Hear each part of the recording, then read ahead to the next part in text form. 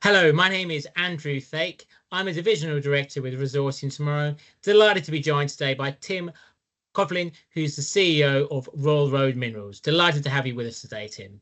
Pleasure's all mine, Andrew. Good to see you again. Tim, and it's great to kind of see you as well. I understand you've had some potentially exciting developments with your Colombia project. Would you like to go and fill us in?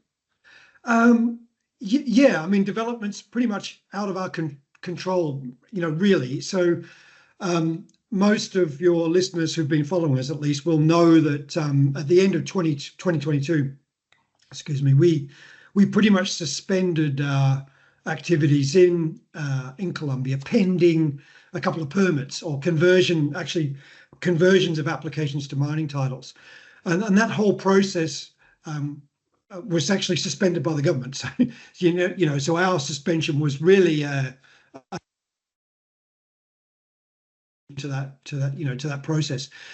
It turns out that that's all back online, and so the government, for its own reasons, has started, thankfully, to convert applications to titles, and so we're quite optimistic about getting moving again in Colombia somewhere around towards the end of this year.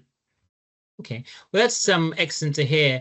And the interesting thing about Royal Road Minerals is it's not just your project, your main project in Colombia. You've also got some exciting developments in Saudi Arabia and also Morocco as well. I understand you've been doing some recent drilling in your Saudi Arabia project. Would you like to go and tell us a little bit more about that? Yeah, I mean, on the face of it, when you describe us like that, it probably sounds quite confusing to some of your listeners. But I suppose what we learned the hard way is that it's really important to hedge your geopolitical bets and to sort of spread your risk by having multiple projects in multiple jurisdictions, and then condensing that down to one or two key projects per each jurisdiction, which either becomes a mine or a transaction, or both.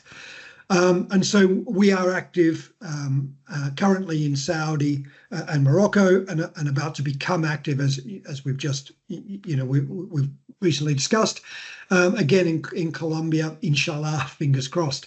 In Saudi, we have just finished a 2,500 meter scout drilling program on our Sahabia project. And before I go any further, I have to say that I can't disclose much because I'm still waiting for the entirety of our drill results to return from the laboratory.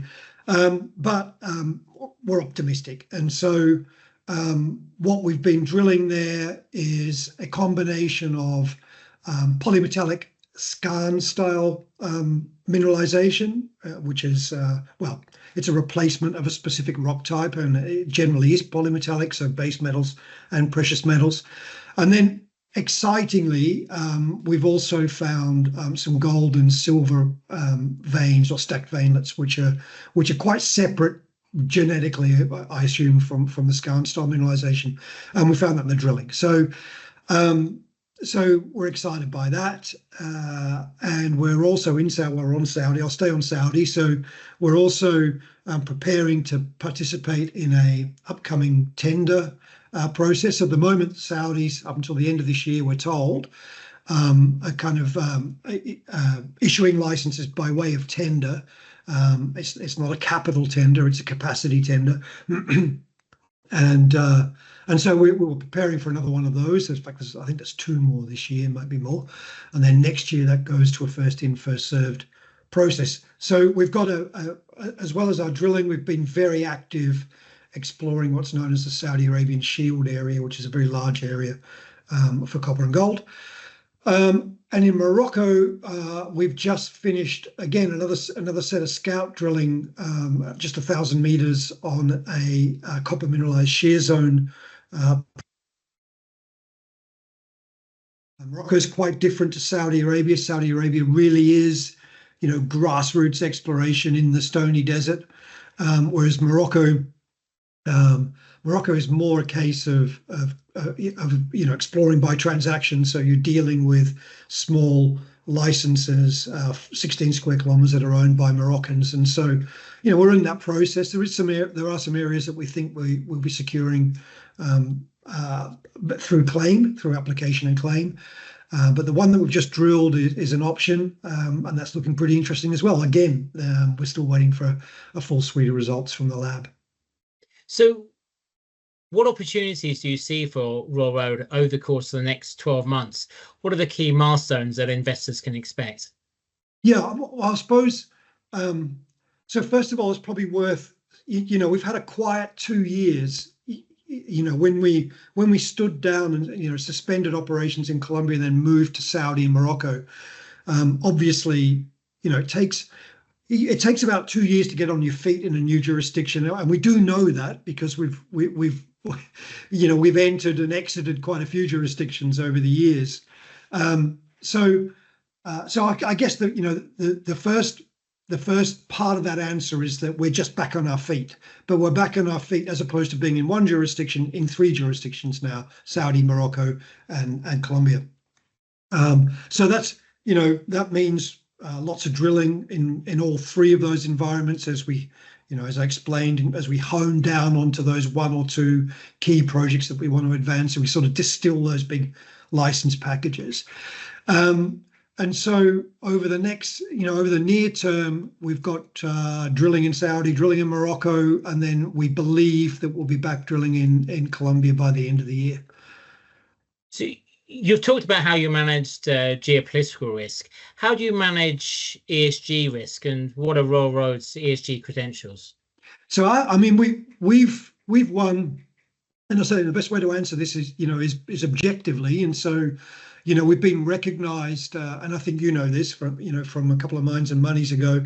We've been recognised for some innovative things that we did in Colombia, which is a very, what would you say? So it's a very necessary environment for ESG, if you like, and for obvious reasons. There are conflict sensibilities, there are biodiversity sensibilities. It's green and it's lush, and it's kind of dangerous, and there's lots of competing interests for surface rights. And so we didn't really hone our skills there. I think we probably honed our ESG skills perhaps when we were building, in previous companies, when we were building mines in Armenia, a mine in Armenia, and then and other sort of post-conflict jurisdictions that we worked in. So we went into Colombia sort of fairly well experienced, and hats off to the IFC and the EBRD, who were strong associates and shareholders of ours, and trained us in sort of modern approaches to environment, social, and governance. So Colombia is kind of top of the list in terms of, if you were speaking to our ESG representative, top of their list is always a focus on Colombia and keeping people safe, communities happy, and managing the regulator and government. Morocco would probably be next in terms of interest, because these are tiny licenses. They're 16 square kilometer licenses, and so a lot of work there on dealing with local communities. You don't have the pressures that you've got in Colombia, obviously. And then Saudi, because we're in, this might surprise a lot of people actually. In the Stony Desert, there are plenty of people around. I think everybody's initial, the image they get in their mind initially of Saudi Arabia is what we know geologically is the platform, which is the flat sort of petroleum, sand dunes and oil rigs. So the Stony Desert is quite busy. And there we same as we do everywhere. We engage readily with the communities. We make sure that they're aware that this is their project. They're working with us on this project. If we hopefully find something, then it's as much theirs as ours. And we roll out a sort of suite of ESG tools, I suppose, that we've deployed elsewhere with some success. But without, what I don't want to do is portray some sort of that ESG, that the same tools apply in each jurisdiction. Everywhere is completely different, obviously. Can you tell us a little bit about your investor base?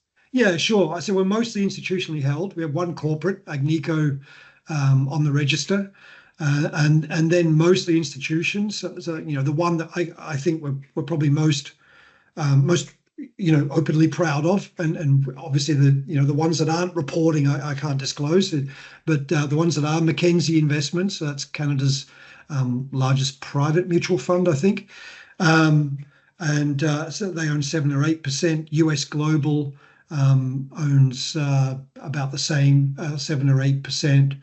Phoenix Gold Fund out of the UK, you may be familiar with, and then a bunch of other institutions, small insties that are not reporting, and a couple of a couple of the more PA well recognized long-suffering mining investors.